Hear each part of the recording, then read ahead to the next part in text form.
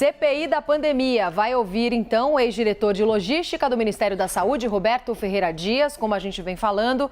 Lembrando que ele foi exonerado do Ministério na semana passada, depois de ser acusado de pedir propina por vacinas, em uma negociação com o policial militar e vendedor de vacinas, Luiz Dominguete, que já prestou depoimento. Prestou depoimento confuso, né? Tanto é assim que o aparelho celular dele ficou com os senadores para que a Polícia Legislativa fizesse uma perícia nas conversas. O cabo da Polícia Militar do Batalhão de Alfenas, que fica no sul de Minas Gerais e que é também um vendedor de vacinas, acusa o ex-diretor Roberto Dias de ter pedido propina, $1 por cada uma das 400 ou dos 400 milhões de doses de vacinas que esse cabo da PM prometia entregar ao Ministério, não é, Larissa Alvarenga? É isso, e a expectativa é grande. Aqui na CNN Brasil, a gente já adianta a informação para você, porque segundo a nossa analista Thaís Arbex, no depoimento de hoje, Roberto Dias vai dizer que a compra de imunizantes era centralizada no então secretário executivo da pasta, o Elcio Franco. Para sustentar esse argumento, ele deve apresentar aos senadores um ofício de janeiro, no qual Franco determinava a concentração dessas negociações, dessas tratativas, né, dos laboratórios, das vacinas. A Juliana Lopes já está ao vivo com a gente, vai trazer mais detalhes e responder para a gente o que a gente pode esperar desse depoimento de hoje, né, Juliana? Qual que é a expectativa? Um ótimo dia para você. Bom dia, Larissa, e a todos que nos acompanham. Pois é, grande expectativa para que Dias, então, apresente esse documento.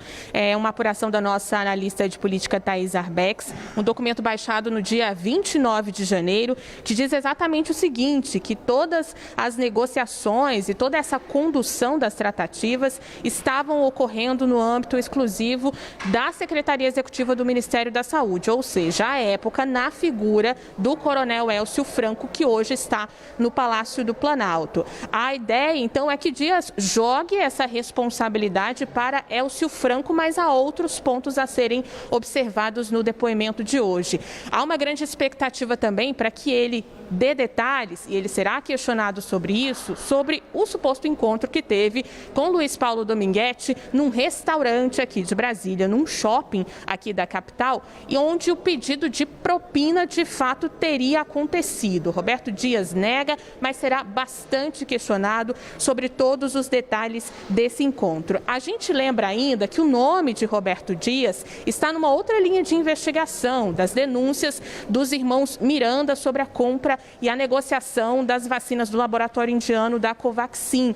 Ele foi apontado por Luiz Ricardo Miranda, servidor do Ministério da Saúde, como quem fez pressão para que essa negociação fosse agilizada. Então, Roberto Dias é um ponto bastante importante em todos os caminhos dessa investigação sobre irregularidades em compras de vacinas. Só para a gente finalizar, conversei com alguns senadores que também me disseram o seguinte: é um depoimento importante para que eles escolham ali informações sobre a figura de Eduardo Pazuello. Eles querem saber se, quando era ministro, Eduardo Pazuello realmente tinha ou não voz de comando. Nós vamos acompanhar.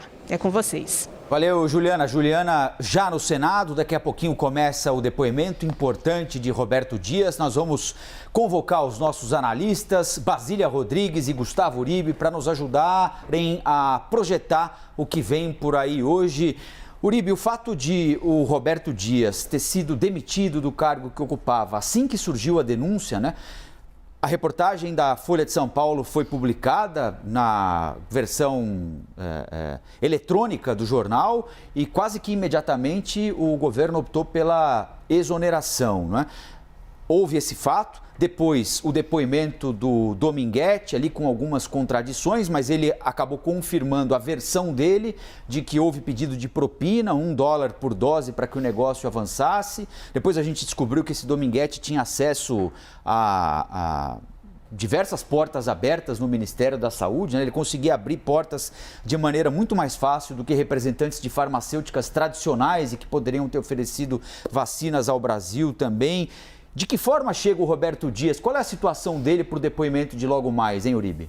Roberto Dias chega com muita apreensão do Palácio do Planalto. Bom dia a todos, bom dia Basília, Roberta, Luciana e Colombo. Chega com a apreensão de que ele pode falar mais do que deveria na visão de um ministro palaciano. Ele acabou sendo demitido depois das denúncias, mas ele é uma espécie de testemunha-chave de duas linhas de investigação da CPI da pandemia. Uma delas, eventuais irregularidades no contrato da Covaxin, que acabou sendo suspenso. E uma outra linha de investigação em relação à AstraZeneca, o eventual encontro ocorrido no Brasília Shopping entre Roberto Dias e Luiz Dominguete, o vendedor de vacinas da Davat Supply. Eu conversei hoje de manhã com o Omar Aziz, presidente da CPI da pandemia, e ele disse que a expectativa é alta deste depoimento, do que Roberto Dias trará. E existe um outro ponto, Colombo, que tem incomodado muito a comissão de inquérito, que é a questão do recesso parlamentar. A previsão é que o recesso parlamentar seja decretado do dia 18 ao dia 31 de julho. Mas a CPI da pandemia quer continuar funcionando. Então, Omar Aziz me disse que irá conversar hoje com Rodrigo Pacheco, presidente do Senado, para que não haja recesso. A frase dele, literal, foi: não é possível fazermos um recesso enquanto pessoas morrem de coronavírus no Brasil. Ele disse também que hoje, no início da sessão, deve haver uma votação de requerimentos de convocação. Mas os senadores do G7, que é o grupo de senadores independentes de oposição, está bastante incomodado porque estão sendo aprovados muitos requerimentos a toque de caixa sem data de marcação desses depoimentos. Hoje, pelo cálculo informal que eu fiz de requerimentos aqui, há 40 pessoas que já foram convocadas, mas cujos depoimentos não foram marcados. Então, para hoje, Omar Aziz disse que a votação desses requerimentos deve ser um pouquinho mais enxuta, ou seja, convocar 4 nomes, porque tem chegado, segundo ele, muitos depoimentos sigilosos, tem chegado muitos documentos que são estratégicos da CPI, mas não tem havido tempo para lê-los, porque é muita informação. Eu só tenho uma dúvida regimental aqui, não sei se você consegue me explicar isso de bate-pronto. Se houver recesso no Senado, a CPI pode continuar funcionando? Não pode continuar funcionando, mas há uma pedra no meio do caminho, Colombo, que é a Lei de Diretrizes Orçamentárias. Se o Senado, se o Congresso não aprovar a Lei de Diretrizes Orçamentárias, você não decreta oficialmente o recesso parlamentar. Mas aí tem um pulo do gato, Colombo, que é o recesso branco. O que é o recesso branco? É uma espécie de recesso informal.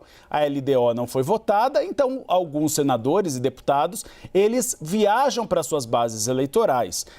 O Senado e a Câmara continuam funcionando, as comissões funcionam, mas não há presença de parlamentares porque eles cumprem o recesso branco. Se a LDO não for votada, você pode ter este recesso branco, que é esse recesso informal. Essa é a expectativa de grande parte dos senadores e deputados hoje. E falando do depoimento de hoje, eu estava conversando ontem com um senador e ele deu uma frase interessante.